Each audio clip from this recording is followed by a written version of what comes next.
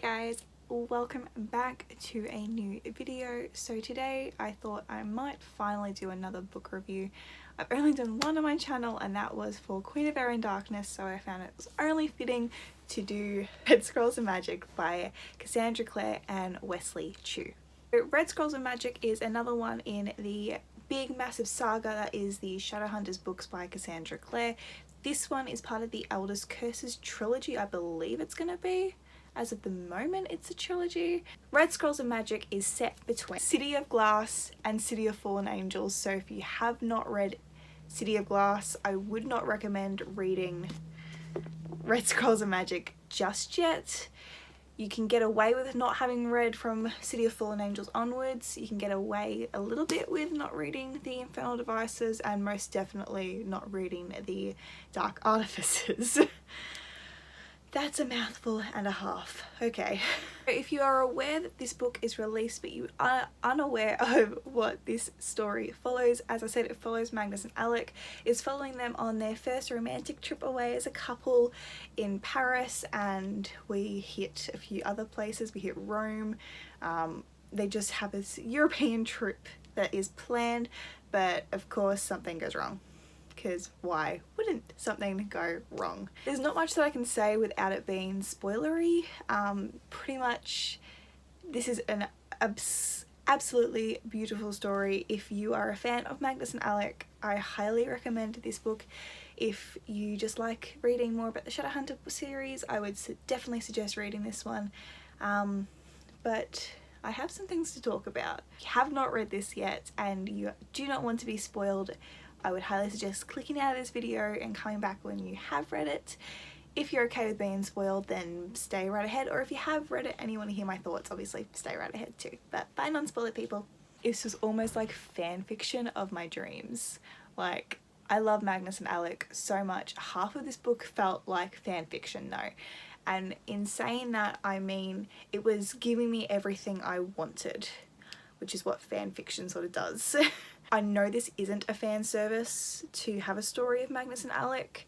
It doesn't read like it's a fan service, but some bits that were in there, especially like their worries about if they really love each other and things like that, that was very, not fan servicey, but just very fan fiction-y.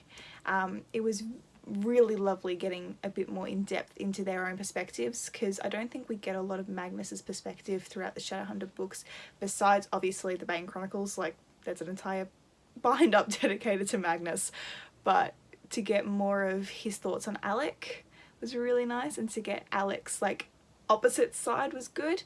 I got a little bit not confused but frustrated when it flipped perspectives really quickly, but the same scene.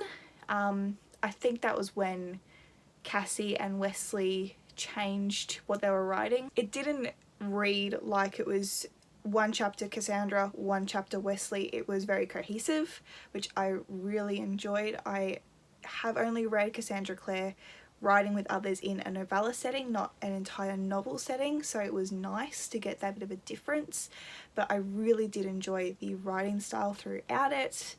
Alright, so we brought Tessa into this, and I love Tessa. I absolutely adore the character of Tessa Gray. This is obviously after Will and everything. She's by herself, she's got no family, she's watching her descendants, and Alec is one of her descendants in a sense. Not specifically hers, but she is like great aunt or something of Alec's. And Alec has this one line that he goes, I think I know her, but I don't. She seems very familiar to me. And I'm like, that's because you're related, you idiot.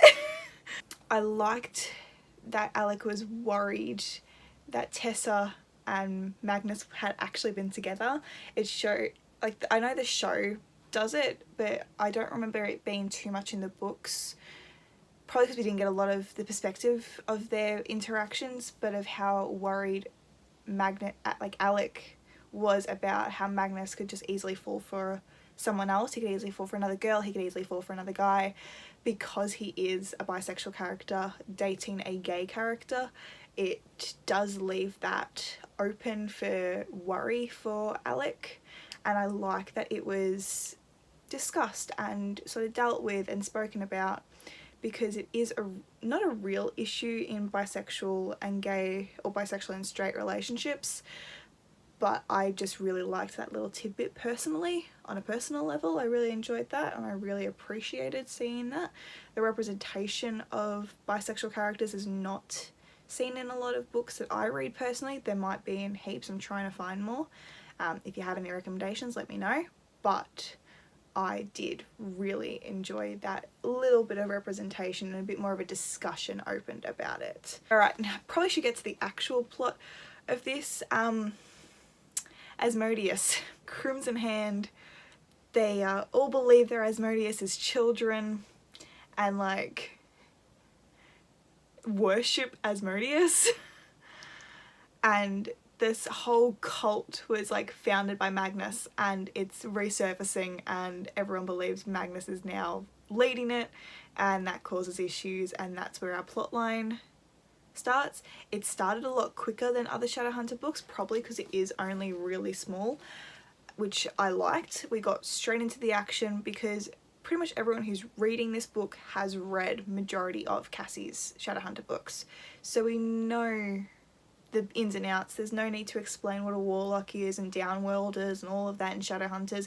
We just need to go, Seraph Blade's runes, let's go. Like, it's there. We don't have any background information on info dump. It's just, let's get straight into the plot and let's get going, which I appreciated.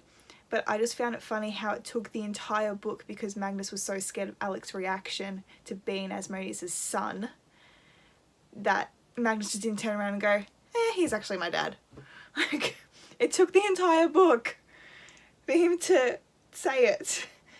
They could have gone through so little of this bullshit if he just turned around and said, yeah, look, he's actually my dad. Like, biologically, he's my father. We don't really need to get into it, but let's do.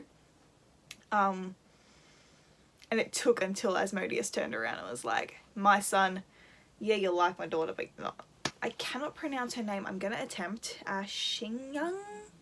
I'm gonna try, but I'm not gonna say it again.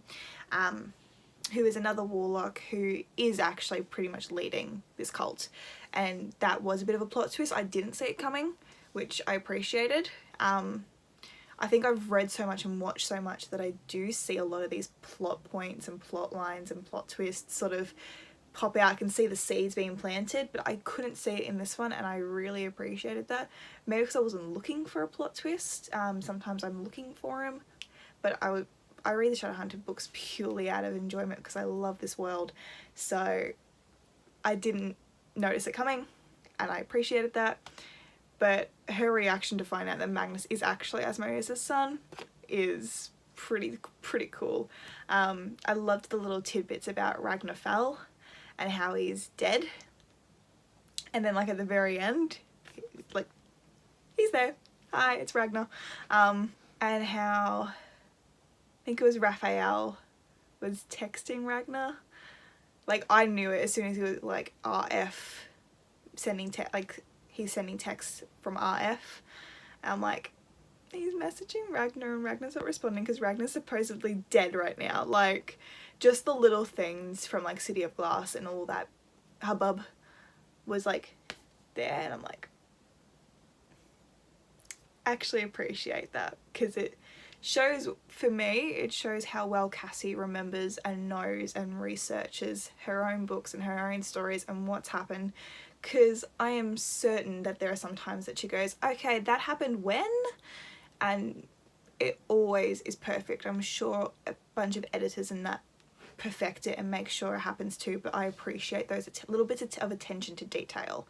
For when a book is sort of plucked out and done a separate storyline against another series, I appreciate those bits, those little tidbits, just on a reader level. I'm sure a lot of readers do.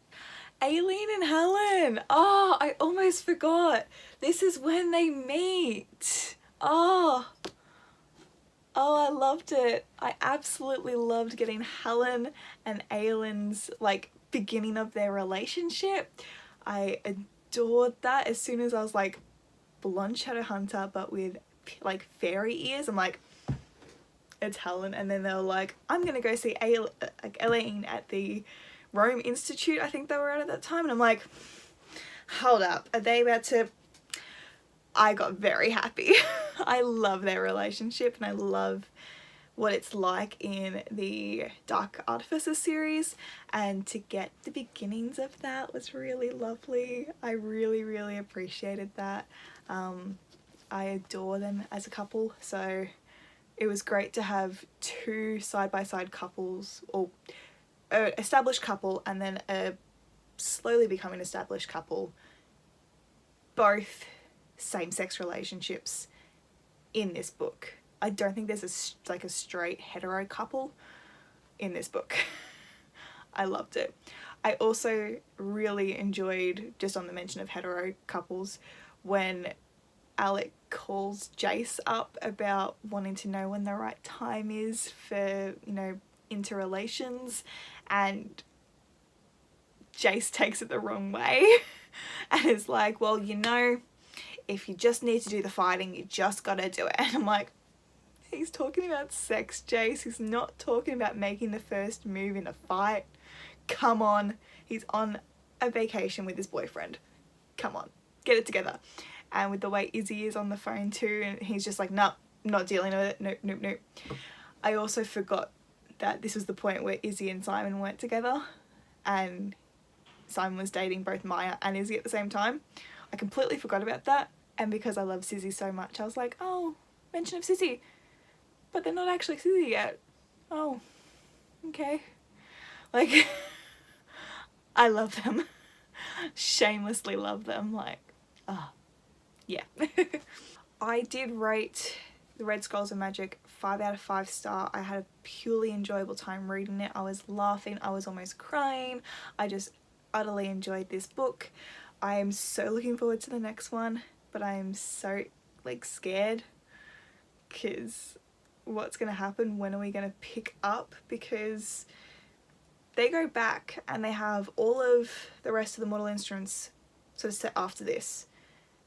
And because I can't remember if it's been released when the next one's set, so I don't know if it's going to be set between the Mortal Instruments and the Dark Artifices, or if it's after the Dark Artifices.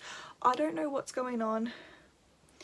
I just kind of go, okay, this is set when, okay, yep, cool, got it, go. But I am so excited to get another one of these, but it's going to be a while. And we're only getting now the Ghosts of the Shadow Market novella bind-ups this year. We're no longer getting Chain of Gold this year because of Cassie's health, which is perfectly fine. Not upset about that whatsoever. Well, I'm upset that we're not getting the book, but her health is way more important than a book. So I don't know if these are going to get pushed back a little bit as well, because we've got the Owl's Curse is starting. We have The Last Hours, I couldn't remember it, The Last Hours starting next year, and then somehow we're getting The Wicked Powers with Kit and Ty soon too. These books are going to go all the way through till 2030. Like, I swear people are like, oh, it's going to be like 2025, and I'm like, nah, it's going to be like 2030. Come on, let's be real here. It's going to be 2030. We're going to get another 3 novella bind-ups. We're going to get another 10-year anniversary editions. Let's be real. Let's be real. But yeah, I loved this. I utterly adored this, and I'm gonna cherish this story forever because it was beautiful. So yeah, I hope you guys really enjoyed this video. Please give it a thumbs up and subscribe if you're really happy and wanting to enjoy more of my content.